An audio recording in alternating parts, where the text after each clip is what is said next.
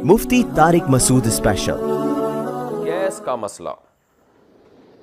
अच्छा, ये वो वाली गैस नहीं है जो आप समझ रहे हैं, ये वो गैस है जिससे चूल्हा जलता है। असल में सबको आजकल गैस की बीमारी है, तो जब भी गैस का मसला का उन्वान आता है लोग समझते हैं हमारी बात हो रही है। कंप्रेसर मशीन लगाना, आजकल कराची में गैस का बहुत मसला चल रहा है। पहले फिर भी थोड़ी बहुत गैस आ जाती थी, फिर एक महीने से बिल्कुल गैस नहीं है। इसकी वजह से यहाँ के इलाके वालों ने कंप्रेसर मशीन लगा ली है। इसको चलाएं तो इतनी तेज़ गैस आती है कि लगता ही नहीं कि गैस का कोई मसला है। लेकिन अगर इसे ना चलाएं तो इतनी गैस भी नहीं आती कि एक कप चाय बन जाए। सुभान अल्लाह। तो ये जो कंप्रेसर मशीन लगाते हैं, क्या ये जायज़ है या इसका गुनाह मिलेगा? नीज़ क्या सिर्फ गुनाह होगा या इसकी वजह से खाना भी हराम हो जाएगा? आयशा मकसूद कराची से।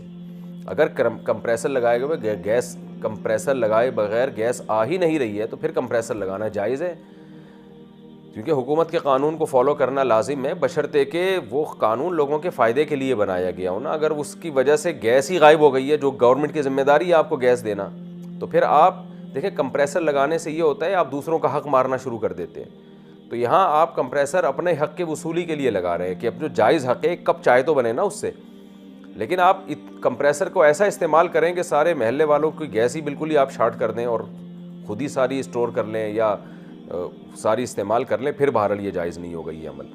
बाकी इलीगल अगर किसी ने बिजली चोरी की है या गैस चोरी की है और उस पर कोई चाय बना के पीता है, तो चाय बहरहाल हराम नहीं हो जाती। गैर कानूनी काम का गुनाह तो होता है, लेकिन उससे खाना पकाना या पकी हुई चीज़ें बहरहाल हराम नहीं हो जाती उससे। क्या बीमारी की ट्रीटमेंट की वजह से सवाब ख़त्म हो जाएगा? मुझे मिर्गी है, मैंने सुना है कि नबी करीम सल्लल्लाहु अलैहि वसल्लम ने मिर्गी के बारे में बशारत फरमाई है कि वो जन्नत में जाएगा, जैसे कि एक सहाबिया का किस्सा है।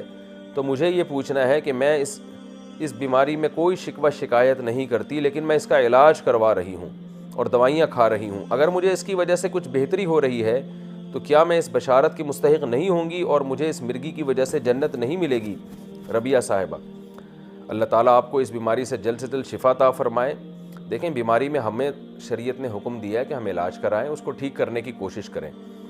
तो एक आजमाइश अल्लाह की तरफ से होती है, उसमें जन्नत के वादे हैं। वो जो सहाबिया को नबी ने फरमाया ना, उनको दौरा पड़ता था तो आपने फरमाया मैं तुम्हें इसी बीमारी में सब्र करो तो मैं तुम्हें जन्नत की बशारत देता हूँ, और अगर नहीं तो मैं दुआ करता हूँ अल्लाह तुम्हें शिफा दे देगा। लेकिन फिर जन्नत की खुशखबरी, जन्नत की ज़मानत नहीं है। तो वो उन सहाबिया की खासियत थी, वो कोई कानून और ज़ाब्ता नहीं है।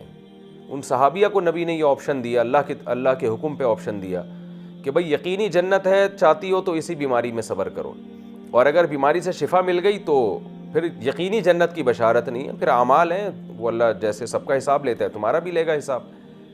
तो ये उन सहाबिया के लिए खुसूसी ऑप्शन था। नॉर्मली शरीयत का हुक्म यही है कि जो कोई भी किसी बीमारी में मुब्तला हो तो उस पर सब्र पे उसको जन्नत मिलती है, लेकिन उस बीमारी का इलाज ही ना करना ये सोच के कि मुझे जन्नत मिलेगी इस पे, ये ठीक नहीं है, ये शरीयत की तालीमात नहीं है, ये आम कायदा कुल्लिया बहरहाल नहीं है। तो अल्लाह ने आपको जब एक आजमाइश में डाला तो जब तक ही आजमाइश है ये सब्र करें कि इस पर गुनाह इंशाअल्लाह माफ़ होंगे। लेकिन जब तक ही अल्लाह की तरफ से, अगर आप इलाज छोड़ दें तो इसका मतलब फिर तो ये अल्लाह की तरफ से नहीं है, फिर तो आपकी अपनी हमाकत से है ये। तो आप इलाज की पूरी कोशिश करें और अल्लाह से ये दुआ मांगा करें कि अल्लाह बीमारी भी नेमत है और शिफा भी नेमत है, तो मुझे शिफा वाली नेमत अता फरमा। बाकी जब तक ये बीमारी मुक़द्दर है तो सब्र करें, इंशाअल्लाह ये चीज़ आपके गुनाहों का ज़रिया बनेगी। लेकिन इलाज छोड़ देना ये बहरहाल ठीक नहीं है। आप कोशिश यही करें, दुआएं भी यही करें कि अल्लाह आपको इस बीमारी से शिफा दे। मैं भी दिल से दुआ करता हूँ अल्लाह आपको शिफा अता फरमाए।